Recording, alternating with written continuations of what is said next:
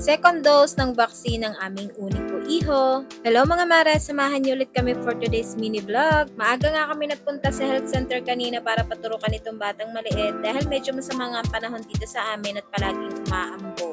At pinaliguan ko na nga din itong batang maliit. Tingnan nyo naman itong batang maliit at yung ginagawa niya ngang pacifier ay ang kanyang mga daliri. Binilhan ko na nga yan ng pacifier kaya lang ayaw niya at mas gusto niya nga na daliri niya ang inuutot niya. Makalipas nga lang ang ilang oras na pag-aantay namin dito sa health center, eto nga at kami na ang sunod na babakunahan. 2 turok nga ulit ito at panigurado, pahirapan na naman ako sa pagkakarga dahil nga hindi pwedeng hawakan ang kanyang pinagturukan dahil alam niyo naman masakit ngayon at kapag nadadali talaga namang nasasaktan ang bata. Binigyan nga din siya ng oral polio tapos 2 turok sa hita at ang isa nga ay yung penta na nakakalagnat. Gusto pa nga sanang dumede ng batang maliit kaya lang bawal nga patidehin kapag tuturukan dahil kapag umiiyak nga ay baka masamit. Ito lang talaga mahirap sa ating mga nanay kapag turukan na nga ng mga bata pero kailangan talaga natin silang paturukan dahil para din naman to sa kanila. Yung tipong sila ang nasaktan dahil tinurukan sila pero ang sakit-sakit din sa part natin na makikitang nasasaktan ng mga anak natin tapos umiiyak pa.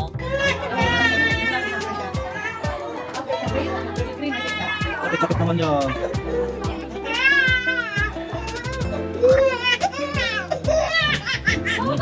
Dinadaan ko na nga lang sa tawa dahil ang lakas-lakas talaga umiyak ng batang maliit at sabi nga nila si baby nga daw ang pinakamalakas umiyak.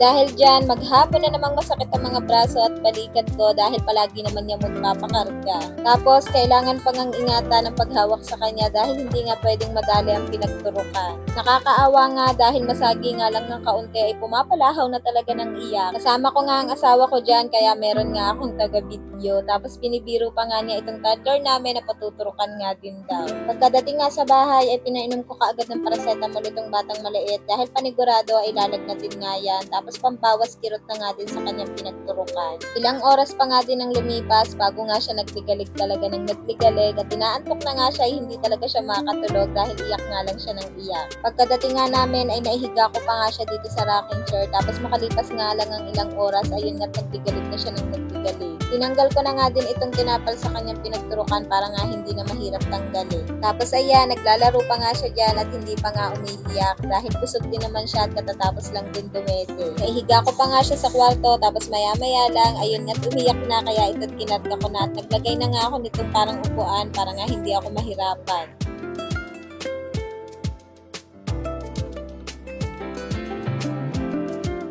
Makalipas nga lang ang ilang oras, eto nga at nakatulog din siya pero nandito nga siya sa aking dibdib at medyo mahaba-haba nga din ang tulog niya kaya napaitlip nga din ako. At good luck na nga lang sa akin mamayang gabi kung pupuyatin ako nito.